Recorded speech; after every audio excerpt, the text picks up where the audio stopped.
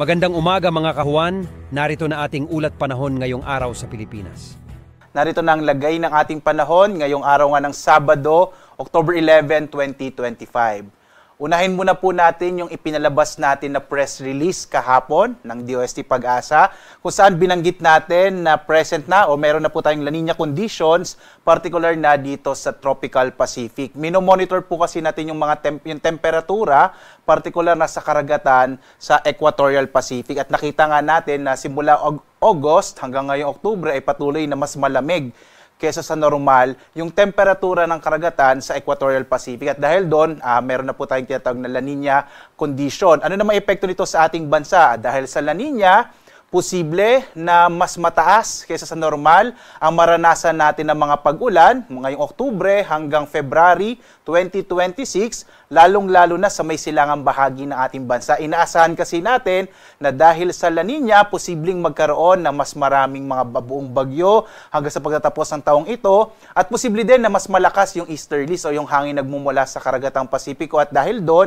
maaaring magdala ito ng mas mataas kesa sa normal na mga pag-ulan na maaring magdulot ng mga biglaang pagbaha at pagguho ng lupa, lalong-lalo na po sa eastern section ng ating bansa. Normally po kasi towards the end of the year ay mas maulan po dito sa may silangang bahagi ng ating bansa. So patuloy po magbibigay update ang Pag-asa, lalo na nga po sa pagmamonitor natin dito sa La Niña. Samantala, ngayong araw, meron pa rin po tayong low pressure area. Nandito po ito sa may southern part ng Vietnam. Huling namataan 445 km kanluran ng Pag-asa Island sa Kalayaan, Palawan. So hindi naman na ito ating inaasahan na papasok ng Philippine Area of Responsibility at posibleng malusaw na ito sa susunod na 48 oras. At inaasahan din natin na bagamat po nasa labas ito ng Philippine Area of Responsibility, meron pa rin itong mga kaulapan o yung trough na dala nito ay maaari pa rin magdala ng mga pag-ulan, lalong-lalo na po sa may kanlurang bahagi ng Central at Southern Luzon. Kasama dyan yung Palawan,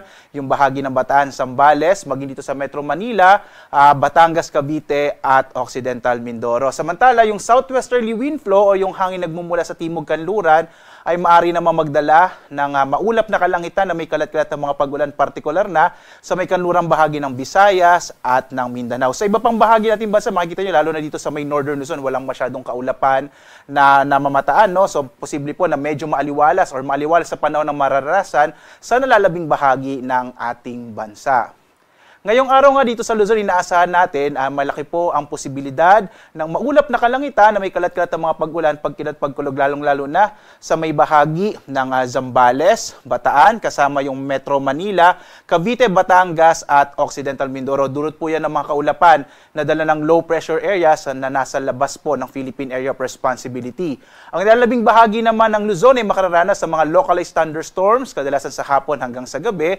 Agwat ng temperatura sa Lawag, 24 to 32 degrees Celsius, sa Baguio 17 to 23 degrees Celsius, sa Tuguegarao naman 24 to 32 degrees Celsius, sa bahagi ng Kamaynilaan 24 to 30 degrees Celsius, sa Tagaytay 22 to 28 degrees Celsius, sa Legazpi naman 24 to 30 degrees Celsius. Sa Palawan, Visayas at Mindanao, dulot naman po ng southwesterly wind flow at trough din ng low pressure area, inaasahan pa rin natin ng maulap na kalangitan sa bahagi ng Palawan. Agwat ang temperatura sa Kalayaan Islands 25 to 30 degrees Celsius, sa Puerto Princesa po 25 to 30 degrees Celsius.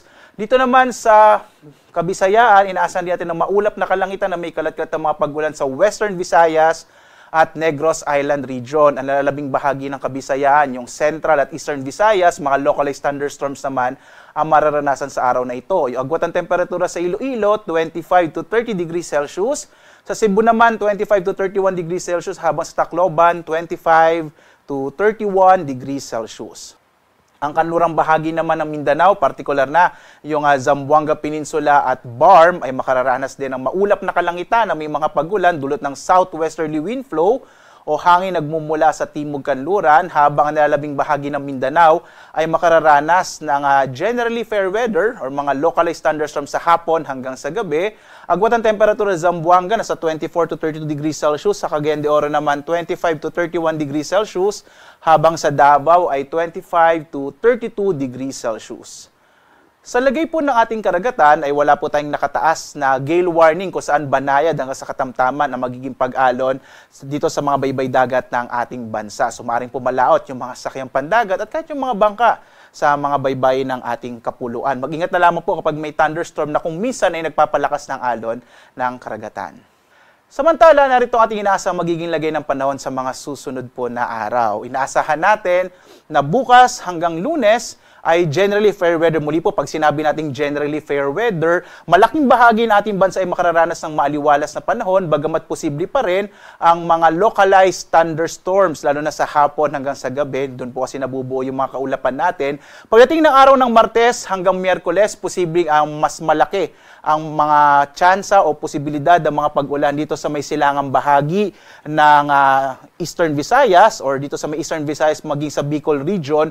Dulot yan ang inaasahan natin na pag-ira ng easterlies o yung hangin nga nagmumula sa Karagatang Pasipiko. Samantala naman, base po sa mga pinakahuling datos natin, medyo maliit pa yung posibilidad na may mabuong bagyo in the next 2 to 3 days, at least early next week. Maliit pa po yung chance na magkaroon tayo ng bagyo. Muli po, i-update natin ito kapag may mga bago tayong datos ukol sa lagay ng ating panahon sa mga susunod na araw.